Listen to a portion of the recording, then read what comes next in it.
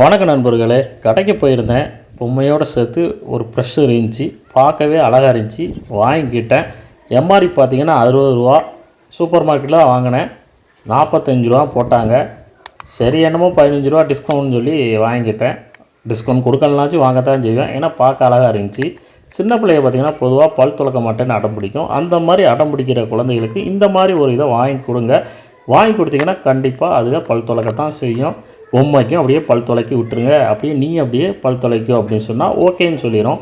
So இந்த மாதிரி நீங்கள் வாங்கி கொடுத்து ட்ரை பண்ணுங்கள். பார்க்கவே அழகாக இருக்குது பாருங்கள், பொம்மை எவ்வளோ அழகாக அட்டகாசமாக இருக்குது. ப்ரெஷ்ஷும் பார்த்திங்கன்னா ஒரு மீடியம் குவாலிட்டி நல்லா தான் இருக்குது.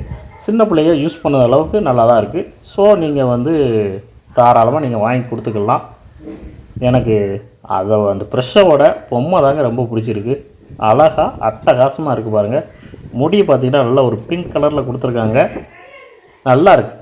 பார்க்கவே சூப்பராக இருக்குது. எனக்கே பிடிச்சிருக்குன்னா உங்கள் வீட்டு சின்ன குழந்தைகளுக்கு கண்டிப்பாக பிடிச்சிருக்கும். ஓகே நண்பர்களே, மீண்டும் அடுத்த ஒரு வீடியோவில் சந்திக்கிறேன். நன்றி, வணக்கம், tata, bye bye, see you.